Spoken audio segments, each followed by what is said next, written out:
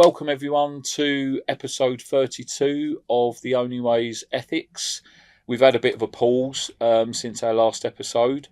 Really excited for today's episode. I'd like to introduce to everyone Mike Sanders, who is Executive Vice President for UK, Europe and the Middle East. UK, Europe and Middle East for VitalHub. It's really great to have you on, Mike. Delighted to be here. Thank you.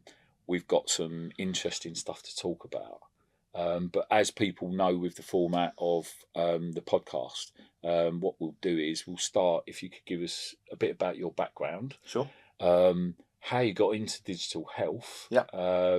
And then we've got some topics to discuss and we can crack on with that. Yeah, fantastic. Thanks, Dean. Really good to be here. Delighted to take part.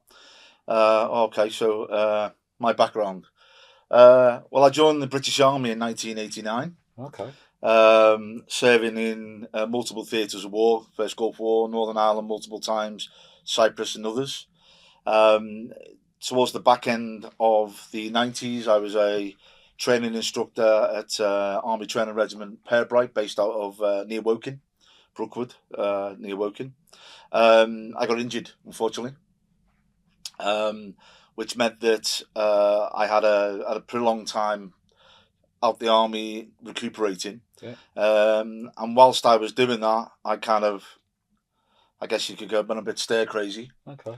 Yeah. So my wife, in her own madness, decided the best thing to do was to go and buy me a PC. Right. To kind of take my time. Yeah. So for 18 months, I started to take a number of courses, including Microsoft Engineers course, and then I started a computer science degree. Right. Got discharged from the army. The injuries were too bad. Ended up going back home. I'm from the Wirral, near Liverpool. Know it well. You can tell by the accent, I guess.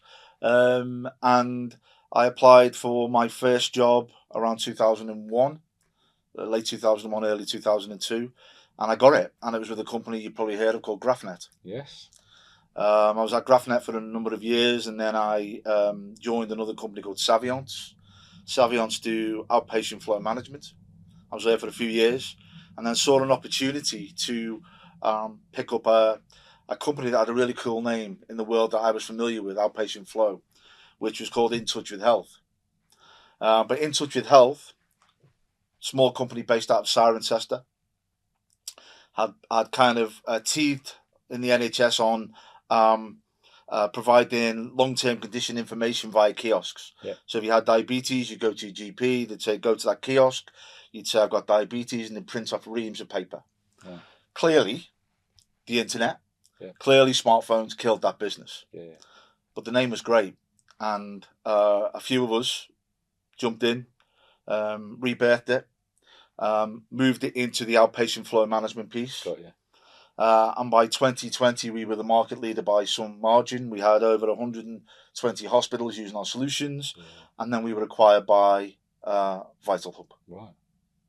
At that point, I was chief exec. Yeah. I'd done every role in that business, I think, from project manager through to chief exec, as you do with an SME. Yeah. And Dan Matlow, the VitalHub president, chief exec, global, said, stay on for a period of time, help bed it in. And at that point, we had two companies. We had In Touch with Health and a smaller company called MCAP, which is a clinical decision support tool, making care appropriate for patients. Here I am 5.5 years later, and we have about 17 logos now, about 15 companies we've acquired in the UK alone. So that's crazy. The short version, believe it or not. Crazy. So, and it's brilliant, and it's great to see, Mike, in relation to I always get, and I think before we sort of we switched on record is in relation to people's journeys, because it's absolutely fascinating and you learn so much. So, you've been through that whole sort of journey, sort of in the army before even touching sort of digital health. Yeah. But straight away, it's like that experience alone, that what you've been through, and all those sort of like you said, the theatre of war, etc., and all those different campaigns and stuff like that. So your experience is second to none. 35 years ago today, right. or this period, yeah, the first Gulf War. I was in Right. the desert at this point. Right. So yeah, it's Yeah. feels like yesterday, but Yeah. clearly a long time ago. Yeah. 91. Yeah, 91. yeah, Yeah, it was yeah, 91 in relation to that. Wow. Yeah. All that time ago. yeah. A But young man then. you bring all of that experience, though, don't you? Then forward into digital health, and then, like you said, you you almost sort of like, however we fall into that digital, like you said, get the PC, go into sort of like engineering, computing, Yeah, like sort of like coding, etc. In relation to that, and then that introduce you to sort of like GraphNet and sort of those, and yeah, then all of a sudden you're on that journey. And I think it's absolutely key for us to sort of like, appreciate that there's a lot of people with a lot of knowledge and a lot of experience that we need to sort of like utilize. So as part of that journey, you said, so sort of like, VitalHub now, yeah. and just to let everyone know, sort of like, we're I'd like to say we're part of that family. You are. We're Yeah, part of that, because we support sort of like the guys in relation to sort of like regulatory compliance, and it's an absolutely fascinating team, and it's been really really insightful actually to be part of that journey and to actually see the organisation grow and then get introduced to people in relation to that. And it'd be really good to get sort of like an idea, Mike, yeah. of what is your vision or what was the plan from In Touch and MCAP to now. We've just like spoken 56 platforms around that mark in the UK alone. Yeah. So what was that whole sort of thought process and that whole journey around, right, we've got this and I want to get to there. Well, credit where credit's due. The original vision was pulled together by Dan Matlow, I mentioned him earlier, Yeah. based out of Toronto, Canada. Mhm. Dan's got extensive experience in healthcare, been in healthcare for 30, 40 years. He one of his former jobs before joining and creating VitalHub was at MedWorks for a long time. Okay. And Dan had this vision really of pulling together patient flow, whether it be in planned, unplanned care, and creating an ecosystem of solutions to provide end-to-end care for patients. So he set that vision, and he started the journey with the first acquisitions, including In Touch. Yeah. Where kind of I came in, our very next acquisition was a company called Transforming Systems, Yeah. famous for Shrewd. Shrewd is, to keep it quite simple, is an operational dashboard which shows capacity, whether it be in planned or unplanned care. It's almost a national system. Yeah. And we acquired them a month after we were acquired. And they were a fairly big company too. Well, I say big for an SME, Yeah. 40, 50 like us. Yeah. And the kind of lead executive in that group that came to us was a lady called Lisa Riley. Yeah. Lisa Riley, a nurse by background, but extensive experience in the NHS England, and others. And it was her and I, if I'm being honest, I can't take all of the credit. Her and I, along with Dan's original vision, kind of set upon our journey and how we could effectively pull this together. Mm. To offer an end-to-end ecosystem within healthcare, not just the NHS, but within healthcare, potentially globally. And that's how it kind of begun. Yeah. Yeah. No, that's great. And, that is sort of like, what you're covering and what you're doing. Like you said, it's healthcare. It's not just UK based. And also it's not just, we come from sort of, originally with digital health, the main focus, wasn't it, really was around secondary care. That was sort of like, the big thing. And we tended to forget about, unfortunately, sometimes that whole primary care community mental health. Well, that's where I came from with GraphNet, of course. Yeah. I was the primary care project manager for several years. Right. I jumped in my car every day, went and saw 9 or 10 GP practices. Yeah. So I'm very cognizant and familiar with that arena. Yeah. As I mentioned, Lisa, she has a community background. So whilst we're heavily in the acute and ICB area, we're also cognizant that we're trying to pull the community side together as well. And I think that's great, because this is where we need to go. I mean, you've been around long enough. Mike, to the National Programme for IT, and it sort of like My first job. over a number of years, and obviously I come from that sort of like being working for IMS as well, and we sort of like we found out today we've sort of like operated in the same circles Absolutely, in yeah, relation yeah. to that. Very incestuous It is. our sector in relation to that, but I suppose where I'm going in relation, how easy did you find it to sort of like gain traction in relation to sort of like then pushing forward that whole agenda of sort of like and what have been the challenges around that sort of like primary care, community, mental health, because they've always, from my perspective, and I think from my experience, and again also in the regulatory compliance space as well, they've always seemed to be left behind slightly, and the concentration is always in that sort of like that secondary care space, whether it's just naturally that people look at, don't they, that's where the main focus needs to be, because it's acute in relation to that. And we know now, we'll get on to talk about sort of like that, the whole landscape is changing, and we need to rethink, don't we, in relation to that. But where was your sort of? I know you said like you came from sort of like that primary care. Lisa came from that community, so maybe not that difficult for you in relation. No, I think to it that. was. I think it is. Right, yeah, because it's, as we know, and I know, and I still have. Look, I've been doing this for like 18 years now, and the challenges that come with it to try and raise.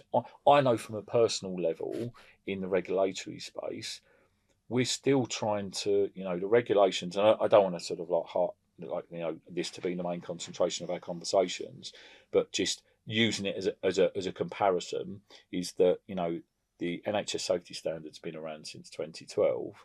I did my training in 2008, so they've been around for quite a while, but we're still trying to win 2026, and we're still having to raise awareness, bang the drum, etc., especially in primary and social Plus, we care. know, Dean, we know we've been in it, you've been in it 18 years, been in 22, 23 years. We know it's cyclical. We know that at this point, this is where we're at. We know in 2 or 3 years, there'll be a major change again. We know this. We've seen so many of them. Yeah. So it's really difficult to invest, but you have to. But it is difficult to invest emotionally in the plans because you know they're going to adapt. But you then have to adapt with it. I think what comes with experience is we're not scared by that. And the changes that will come won't be dramatic, or they might be on paper. Often they come and they think, oh, that's going to be a game changer. But we know, we all know, those who have been around a while, that the actual changes will be slow and they won't be dramatic. And by the time they become to a point where they could be dramatic, there'll be a change in government or a change in policy, and we'll have to adapt again. But I think coming back to your original question, clearly VitalHub and VitalHub UK is predominantly acute, unplanned planned care, ICB, from a high level point of view, and the plan is to then tie that together more strongly with mental and community health. I think the biggest challenge initially was selling the dream. I think that what I always say, and I apologise to anybody who's heard me say this, they think change your script, Mike. But what I always say is, when I've stood up on a podium, is, to a layman, if I speak to my mum and dad, who are elderly, of course, they truly believe that they go to their GP, the GP sends them to hospital, and the hospital fixes them. And it's simple as that. We know that, firstly, that's not the case. There's lots of different routes that you can take throughout healthcare. And we also know, as being professionals in this arena, the systems are not in place to support that seamlessly. So at VitalHub, this is genuine, and we're passionate about this. We're looking to either buy, build, or massage is probably a better way of talking about it, products, so that those solutions that sit side by side and currently aren't adjoined, we bridge. We bridge either through integration, or we bridge by putting them together into one new system. So the vision we have is that you do go to your GP, and you're referred via one of our solutions, whether it be Strata or it could be Navari. You then put into, let's say it's outpatient, you put into the patient pathway, and you'll manage them through one of our patient experience portals, so Zesty or My Pathway. You'll manage from home, your care is managed from home. You're then picked up via our outpatient tools, let's say In Touch. Your appointment is managed, and you are effectively informed about your appointment, as well as informed about your clinical results at the same time. You get to hospital, you're flowed through that system. You may then require surgery off the back of it. So then you're referred internally. You're then in a hospital bed. You're then being managed by, let's say, MCAP, because you then need to be fit to leave that bed, because we know that it's better for a patient to be back at home being treated rather than being out in the hospital bed. Totally. Then it jumps onto Strata. Strata then can look for agencies that are available. That can be helped by the dashboards and data that we have with the likes of Shrewd. I could go on, by the way, for hours. No, totally. So, Yeah. or it could be the front door. It could be patients that are attending because they're ill, seriously ill. They want to go to ED. They need to go to ED. Which is the right ED? What solution can we provide? So we have waitlists in Shrewd, to show which is the best ED on capacity. When will they get seen best? The ambulance services will use Shrewd to see whether or not there's capacity at different hospitals, so they're not being lined up, parked up, ready to drop patients off. Then we've got capacity on ED itself. Then we can see what's going on in the beds. So our vision is to truly offer an end-to-end ecosystem from start to finish and back in. And also then to be able to manage those patients effectively from home, securely, safely, and humanely. That's what we're trying to achieve. So every time Dan, myself, Lisa, and any of the other execs or senior managers are looking at our products or potential products we might acquire, we've got that in mind. Yeah. It's absolutely fantastic, because I know, first and foremost, because I follow you on sort of like LinkedIn. I know how passionate you are about this. I know how passionate the organisation is about this whole vision and that whole ecosystem. You've just spoken about it now, and it's absolutely fantastic to see that. I think we've moved away, haven't we, about one size fits all. Yeah. It's just absolute nonsense to think that one system can do everything to everybody, because as we know as well, that's just failed, isn't it? Sort of like miserably. Yeah. It's building, like you say, that ecosystem of best of breed, bringing all of those in together, and it's that whole integration part in relation to that. How on that journey, it'd be really interesting to sort of like, how did COVID affect that journey? Did you have to all of a sudden sort of like, almost like you have this roadmap and you've got this vision, but then obviously COVID hits, then a lot of people had to sort of like put the brakes on, all sit round the table, reevaluate and go, actually, we need to now support like this need, or we need to go in this direction. How did that change sort of like VitalHub in relation to... It didn't really change VitalHub, because the kind of the momentum started 2020, 2021. So COVID was already in play. Right. Got it. In Touch, for example, was sold during COVID. Okay. I'd never I had, but in a different life. But we'd not met VitalHub Toronto at that point. Right. However, there was, as you would expect, Shrewd, for example, had to pivot to support COVID reporting. Yeah. The likes of In Touch, so outpatient flow, had a dramatic effect, because overnight it became virtual, or it became you could no longer be in a waiting room anymore. So we had to adapt all of our solutions to effectively support COVID. Data changed. The way that we do business, dramatically changed. Absolutely. Some for the better, some for the worst. I think, I would probably spend 4 days a week in my car, going from trust to trust. And I'd maybe have 4 or 5 meetings in a week. Now I'm having 7 or 8 meetings a day.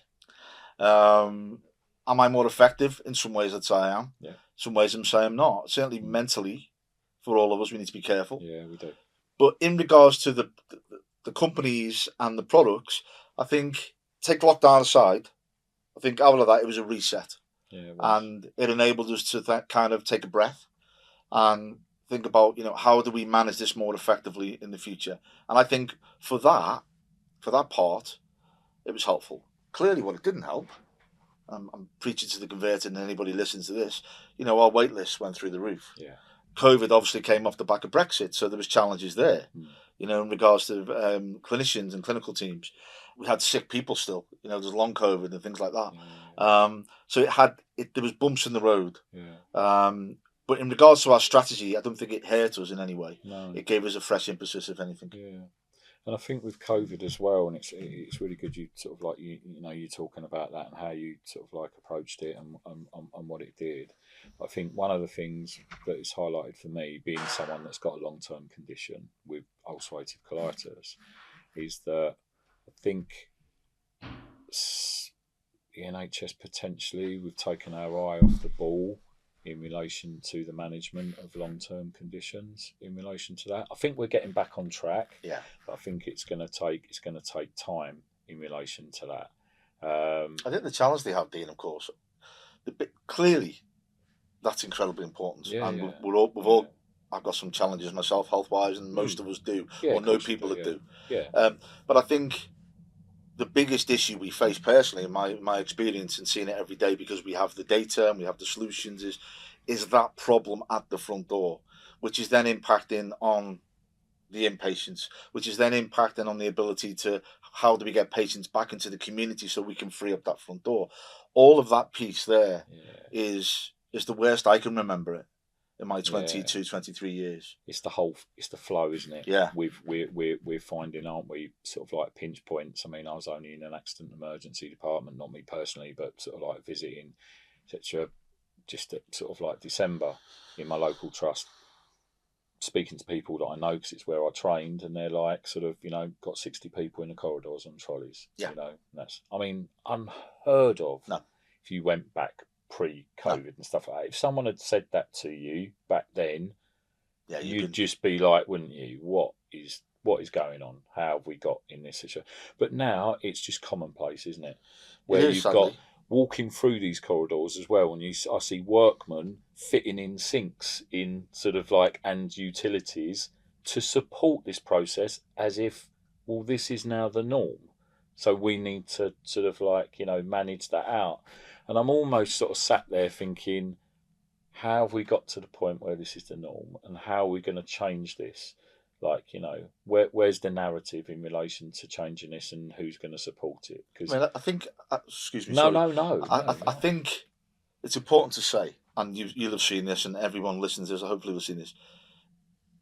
The NHS do not want it to be the norm. No. The staff that are dealing with this, I'm bless them. I can't imagine. Ditto. I'm sort of with you on that. Yeah. And it's a terrible situation for all involved. My dad was sick over Christmas Day. He was in hospital, and he's quite a poorly man. And there was a time where he was going to be in a corridor, and I'd probably have took him home. But it's I feel for everybody involved. It's awful. I do see.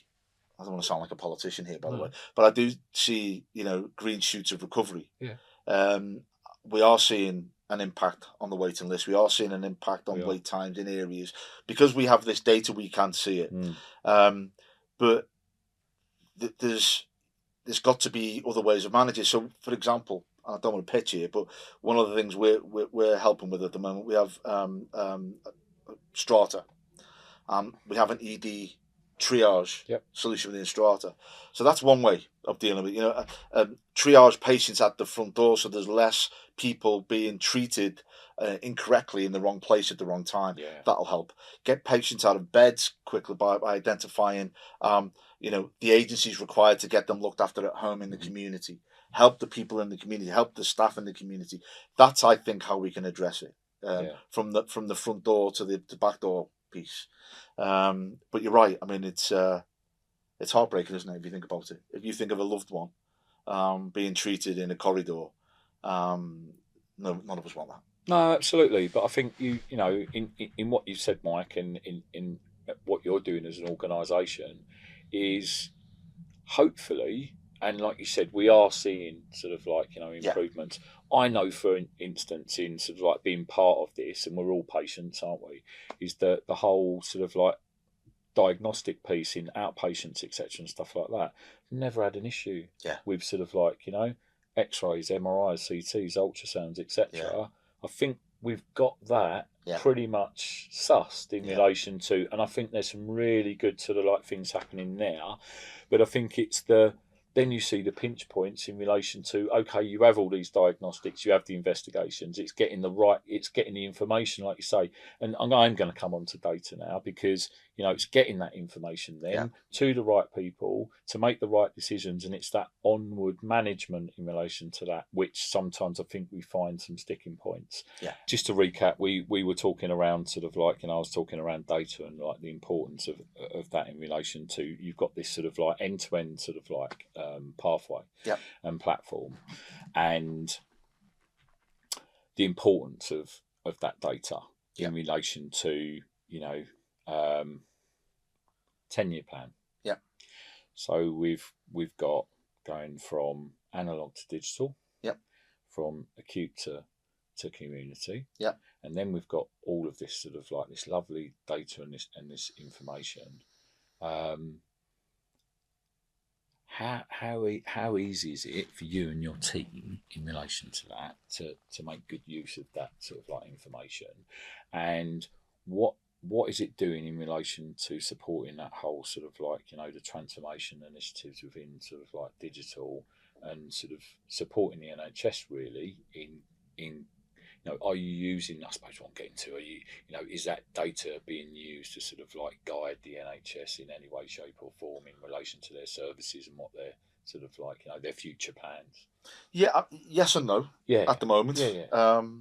For lots of reasons. The main ones being with 50 odd products. Yeah. There's varying languages, various outputs, inputs. Totally. So the data side of it is concatenated and dispersed in some areas, and it's different. So we have within VitalHub Corporation, and part of the reason why my role's changed recently from chief exec to EVP was centralising a lot of functions. And one of those functions is we have a capital projects team, which effectively is a group of experts that are looking at what we have and how to make the best of it, whether it be through AI, whether it be through integration, whether it be brand new development. And one of the projects we're working on at the moment is our data lake and our use of data more effectively. But that being said, the likes of Shrewd, Beautiful Information, we have a solution in the background from a company called Alamac that we acquired as well, which is on data reporting. All of that at the moment has been used in anger in an effective way throughout the NHS for some time. But the end-to-end ecosystem bit, we've got the data for all of it. When we can fully identify, how long it's taken from Mike Sanders to be contacted on Monday to being treated on a Friday 6 months later, and every interaction in between, every potential misstep, every potential good step, every potential lost opportunity to be more efficient or to be more clinically safe or to be more clinically efficient on top of being efficient, all of that will come out of that data. So in support of the 10-year plan and getting patients looked after from home and in the community and more effective with less resources, etc., we'll be able to learn from that. Totally. And we've got tools within our own products, and we're building others, some AI, that's going to be able to farm that data and learn from it. And we're going to, in fact, over the next 3 or 4 years, we are going to roll this out through our solutions. So in answer to your question, that was a long-winded answer, is we are definitely going to be there, side by side with our NHS colleagues and saying, we can see you did X, but if you use this to produce it, you become Y, and you're going to make clinical savings here, efficiency savings. You're going to see more patients. They're going to be cost savings, and equally, if not more important, you're going to get happier patients and staff by doing this more effectively. That's coming for us. That's coming down the track. The challenge, of course, we have is relationships. So we're a fairly decent sized organisation now, 800-900 staff globally. But I think more impressive and equally challenging is the fact that if we talk about the UK alone, we're in every single English healthcare organisation in one form or another. Wow. We're in most of the Scottish, the Welsh, the Irish. Yeah. We have a footprint in Australia. We have a footprint in the Middle East, and we have a quite a large footprint in North America. What that does give us, I think, uniquely, is something that even the big boys don't have, the likes of the Cerners and the Epics, Yeah. is we have got that data from totally. every single part of the healthcare ecosystem. Yeah. And that's going to be one of our USPs moving forward, what we can do to help the NHS make best use of that data. And that's powerful. That's powerful, isn't it? And I think it's one of the important bits in relation to that in data, and we will come on to AI. Obviously, we can't not, can we? Is surfacing that information. Because we used to see, didn't we, sort of, I think back in the day, everyone would sort of like, market themselves at, look at all the data we collect in relation to that. And it's like, look how much data we have in our systems, etc. And it's like, that's amazing. But then it's, what are you doing with that data? How are you surfacing it? What rules and laws? You know better than me. Absolutely. You've got to be careful with it. Absolutely. And so, there must be sort of like, a lot of challenges in relation to, you come from that sort of like, like say that engineering background, you've got that sort of like with a PC, etc. and stuff like that, started off in there. And you know firsthand, it's like, getting two systems to talk to each other is a challenge. Yeah. You've got 56 platforms in relation to that. Yeah, each of them might have 10 integration pieces within it. And like 10 integration pieces times by, so, 560, 600 integrations in how do you manage that out? And the way I've said, we had to take a big breath. Yeah. Because this isn't going to end, it's continuous, isn't it? Yeah, we have got a strong mergers and acquisitions strategy, and we will continue to do that. My role, as we touched on at the start, I'm going to be responsible for supporting Europe and the Middle East as well as the UK. So that's kind of where we're looking at. So we needed to take a breath. We needed to say there's no point in us continuing to do this by sub-org. It needs to be centralised, like everything we're doing. Really, it needs to be centralised to get the efficiency and to do the best we can, but to create something new, with its own data dictionary, with its own AI pieces to use to get into that, and then feed that back out into the systems in the right way, and that's the way we're going to have to do it, and that's the way we are doing it. It may take a little while, but it's firmly high up on our priority list. It's underway now. Yeah, no, that's absolutely fantastic. And like you said, with its own data dictionary and sort of like, making sure that information's there and it's available, is absolutely priceless. Plus, I don't know if you're aware as well, but we have our own innovation lab in Sri Lanka, in Colombo. Oh, okay. Yeah, with several hundred developers, QAs, etc., Yeah. So that gives us flexibility in certain areas. And that underpins kind of everything we do. So this isn't just 50, UK devs, and we have more than that in the UK alone. Yeah. But we have hundreds of developers, QAs, and everything else that everything that comes into it. No, that's great, and that's absolutely fantastic, because I think we're in that space at the moment in relation to because I have these sort of little light bulb moments and stuff like that. And I do 2 o'clock in the morning usually. Yeah. And in conversations like this, and seeing, you've spoken about sort of like, you've got access to so much data, you've got these teams of people, etc., and stuff like that. Have you ever considered sort of like, because I think sometimes organisations and the sector needs a leg up, needs some support, doesn't it, in relation to that? And I think what we're missing, and we've experienced at the moment, having been sort of like being out there in the regulatory space, is that sort of like access to like sort of sandboxes and stuff like that, and those sort of like, is that anything sort of like, and it's not sort of like putting you on the spot, but like sort of, I think it's really good if we can sort of think about these things sort of like, in relation to sort of something to give back to sort of like, the community. I think again though, it's a similar answer to the question about data and data warehousing and data lakes. Yeah, we're centralising it. Yeah. So every single sub-org solution that we have will have an integration team at the moment.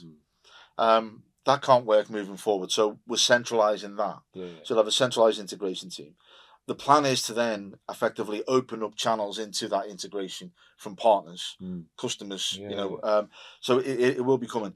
Whether we call it a sandbox, Yeah, no, something similar absolutely. for sure, Yeah, it's on our pathway. yeah. I can't give you a timeline today on No, that, no, absolutely, because the challenge absolutely. we've got, of course, as I've said, is we'll get to point A, just about to move into point B, and we'll buy another company. So we kind of, but it's putting the foundations in place to allow us to slide that company in more effectively, including Absolutely. all of those pieces I mentioned: data, integration, Yeah. people, product. So it's coming. It is coming. Yeah, and I think I'm learning sort of like on my journey as well, that I think 2026 for me is very much about collaboration. Yeah. Because I think the NHS England and the independent sector, just through the years, haven't played well together, in that whole comms piece, etc., and stuff like that. And I think it's sort of like, I think it's absolutely key that sort of like, organisations like yourselves and ourselves, in relation to what we know and what we learn, and the experience that we've gained, is sort of like that we sort of like reach out. I know I've reached out, but I don't know what your experiences are, but I really want to help sort of like, NHS England, that, and we all know at the moment, and those listening as well, sort of like, they're in a really sort of like horrible place Tough spot for them. present. It is a really tough spot, and we need to do everything we can in relation to that.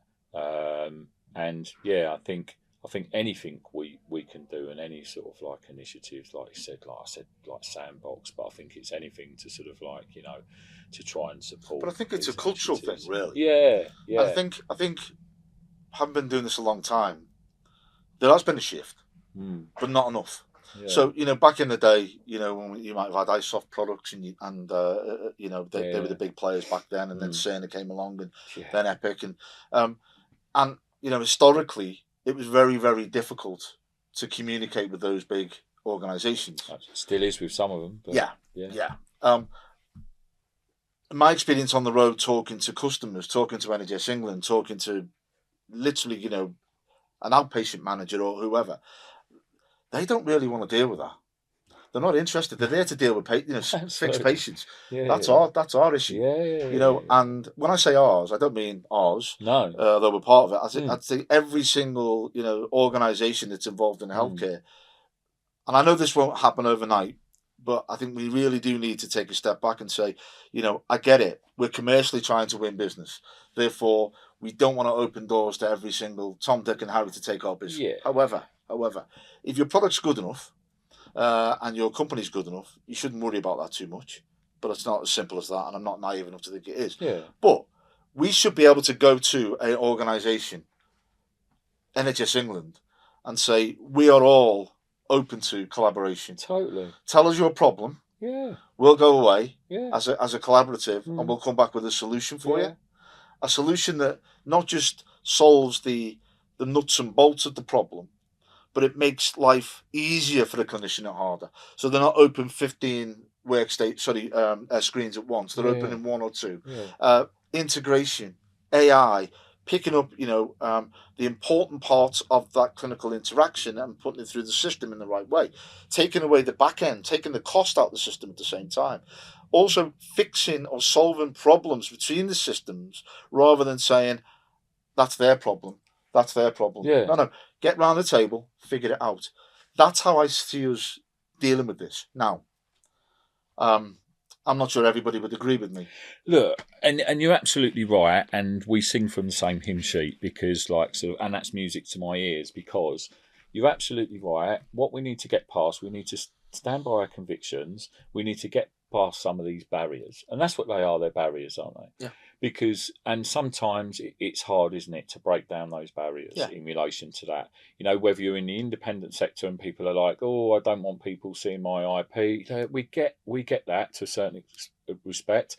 Look, in the regulatory space, me and my team, we have endless issues in relation to sort of, no, you can't see this and you can't see this. But it's like, but we're saying, but that's evidence that we need to sort of demonstrate for your safety argument. If we don't have that, you're not compliant, and trying to sort of so that's one sort of barrier we have.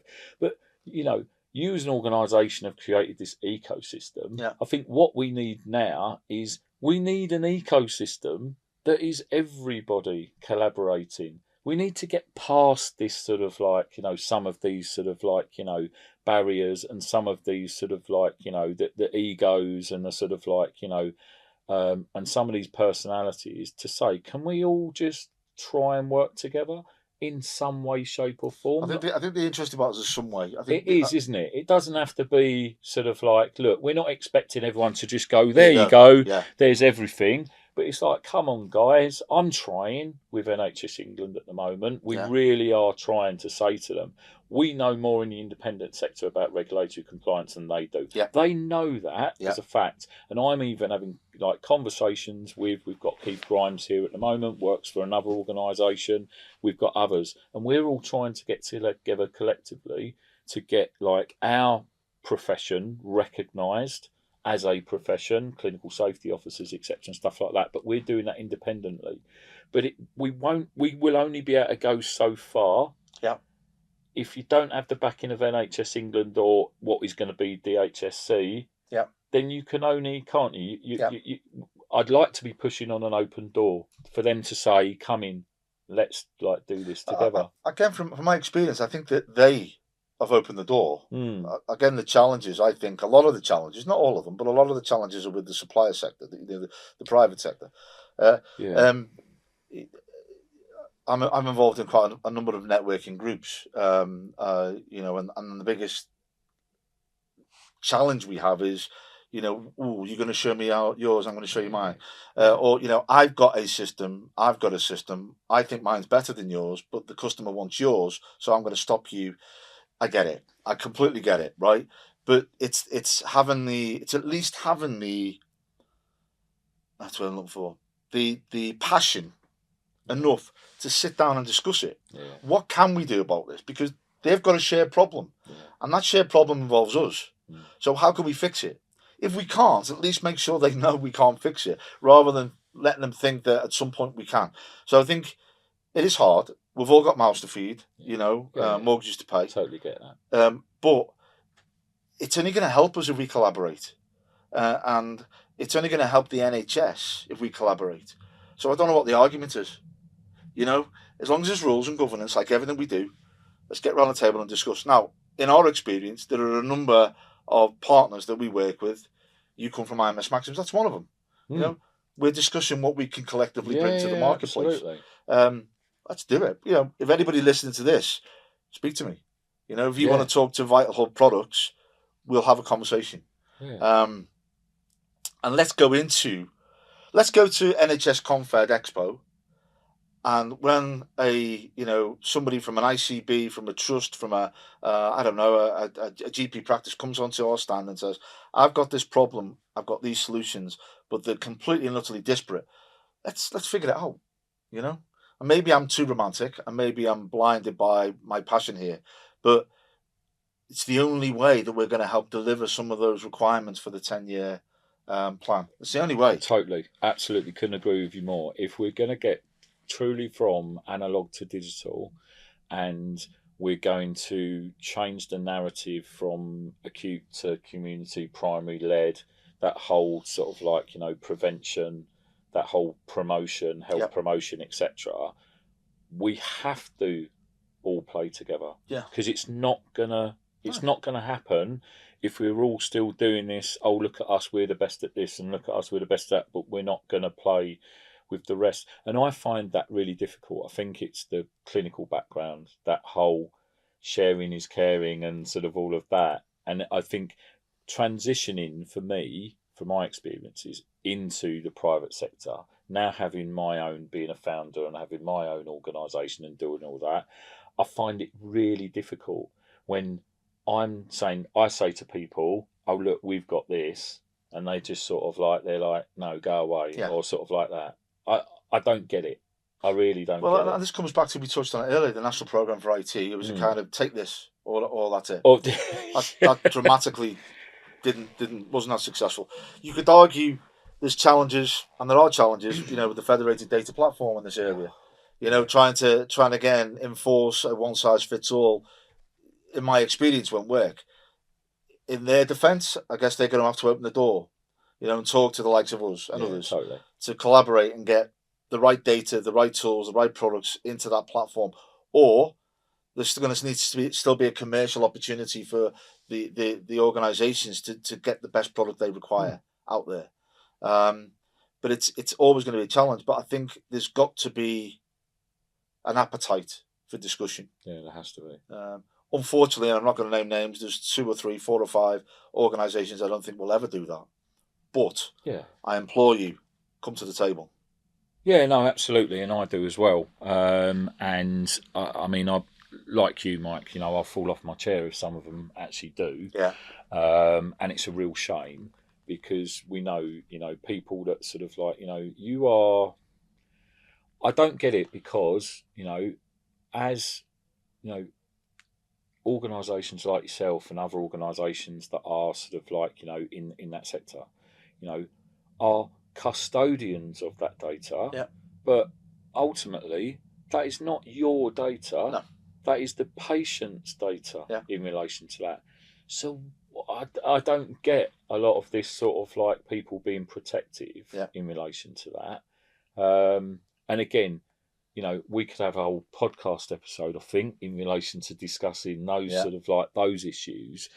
But coming back to sort of like, and I do have to, and apologies, I do have to talk a bit about regulatory compliance. That's and fine. Sort of like as long as you're not going to question me on any detail, that's not my area. But no, absolutely. Happy to listen. But I think from your perspective, obviously, sort of like, the wheres and what fors and the importance of it in relation to that. But it's just sort of like from your experience is sort of like, so you've got this organisation which is like sort of like growing continuously. And obviously it comes with its challenges. You've got an absolutely sort of like stalwart and great person in sort of like, and she won't make, Chris Richards, Director of Compliance. She's absolutely fantastic.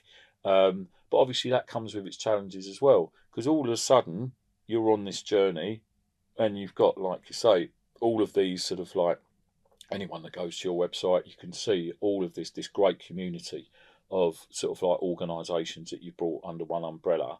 But then there's an ask, isn't there? Like mandatory, you're obliged to sort of like meet all of these standards. And I know just from one organisation how daunting that looks. And then all of a sudden you're doing it with 56 platforms in the UK. Just to let everybody know, not all 56 platforms require sort of like, I think we've stopped again, but we are going to just crack on because we're being recorded anyway. Not all of those 56 platforms require to be sort of like compliant, but there is a fair few of them that obviously do.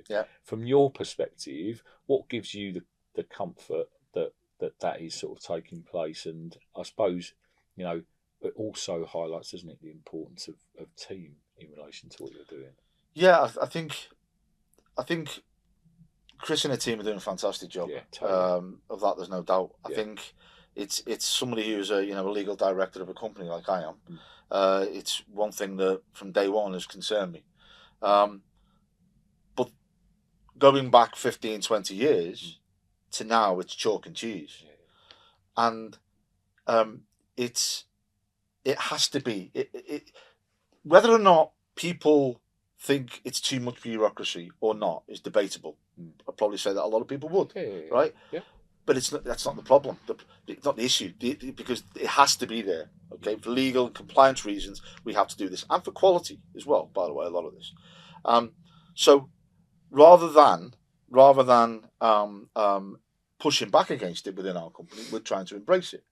We're trying to find the best way of supporting it so that it becomes easier to deliver throughout all of our business, from filling in a tender to responding on an email, and ensuring that we are compliant with our governance and our standards in the right way.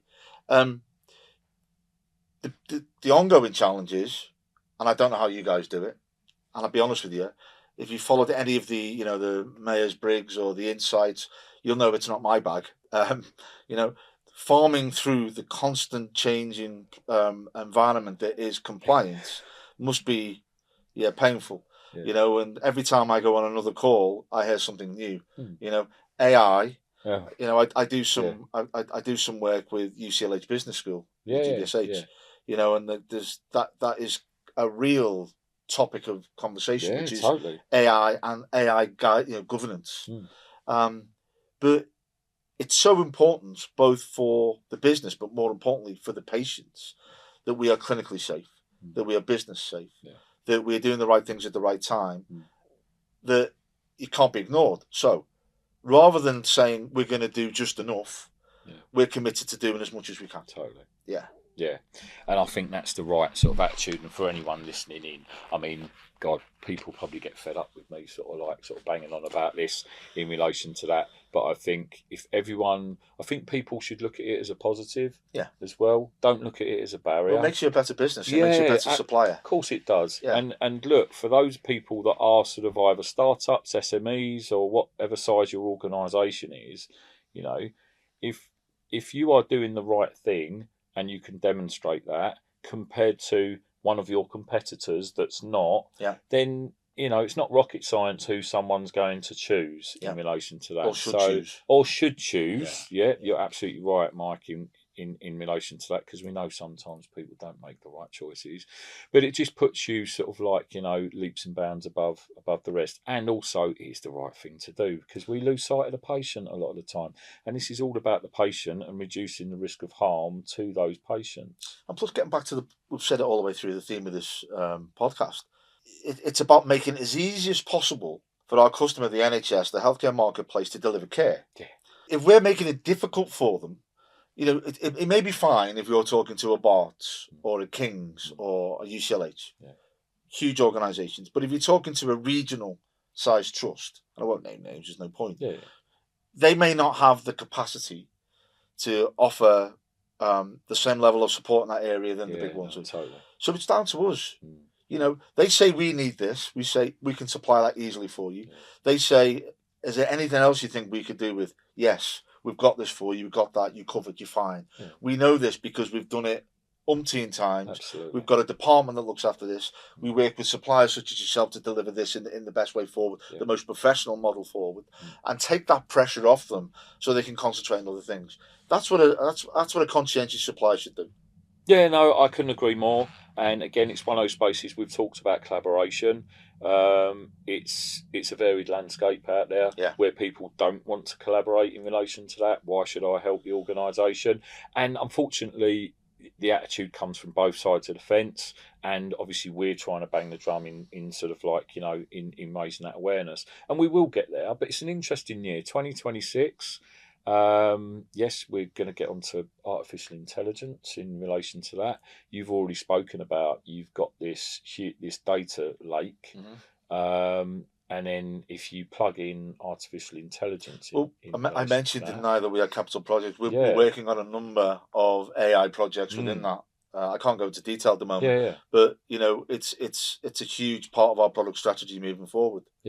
Again, with our wealth and breadth of products, we need to make it easier and more effective and clinically safe and clinically effective product to go into the marketplace. So the clinicians, the users, are doing less back end and more clinical work. AI can help us do that for sure. Absolutely, and I think you've touched on a point which is really important. I think we're finding at the moment is that obviously we're at that stage, aren't we, where I think there's a huge knowledge transfer that needs to happen with AI. We're still sort of like, the general layperson doesn't really know sort of like, a lot about AI, terminology, etc. and stuff like that. We're all still learning on that learning curve. But I think it's the low-hanging fruit that needs to be sort of like, looked at. And I think, unfortunately, when you get, Mike, and I know, you get this group of clinicians, they see that shiny thing and they go, "Oh, our neighbour's got that, we're having that." Without stepping back and going, hang on, what's the need for that? If there isn't a need for it, we don't need it at the moment. Let's concentrate on, like you said, administrative tasks and some of this stuff that it can do really amazing job at. Like you say, sort of efficiencies, work lists, outpatients, and all this. And you guys are totally switched on and got your finger on the pulse in relation to all of this data. And that's the stuff where AI can smash through that and give you its efficiencies. However, we're just finding, we're finding that people are trying to be down here, rather than it's because the problem's so large. Yeah. We're trying to solve it. You know, wouldn't it be brilliant if we had an AI solution that said, I can see the whole of the UK, and I can see that this trust has got capacity, this community's got capacity, this one doesn't, and the system starts moving patients and ambulances, and that would be brilliant when we get there for sure. But we're not there yet. No, we're not. And I think we don't have enough faith to even contemplate being there yet in the systems and the AI. But that's why we're looking there. But you're absolutely right. We can help attack that in other ways by taking a lot of the administration work away from clinicians, from taking a lot of the booking side away from clinicians, from prompting and using AI to say that the patient needs this next. It'd be better if they did this, and so you're taking away all of this missteps. Those sort of things, and they're out there, and we're developing them too.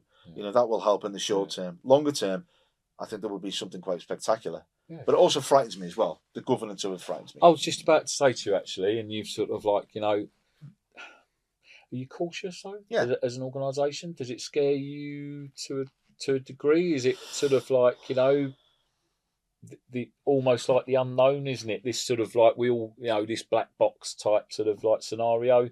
I teach on sort of AI governance and risk management, and that unsupervised learning is sort of like, when you say to people, like, there's a certain percentage of this model that the AI algorithm doesn't even know why it's done something or come to a decision. Now, so this is why I think baby steps is the only way forward at this moment in time, until we learn more, until it becomes more mature, until there's more governance in place and rules and regulations and things that people have learned. You don't want to, you don't want to stick a virtual GP on that table and say we no longer need physical GPs, because that'd be ridiculous. No, absolutely. That's our, we know we are custodians of important product and help clinicians rather than become a clinician. We help. And I think that's where we are at the moment. I think with AI I think we're at the end of the start of AI, if that makes sense. It's been around a long time. If you think about machine learning and stuff like that. Yeah, totally. But I think we're finally at the end of that start. We've all got, as I say all, a lot of us have gotten to a point where we trust it to a degree now. The chat GPTs and the co-pilots. We trust it to a degree, and we're using it on a daily basis. And I think that was the biggest hurdle, really, was, oh, I get it. Oh, that's good. But now it's take a breath. What actually do we need to then plan and figure out the middle section on how it's going to deliver the final section in the future?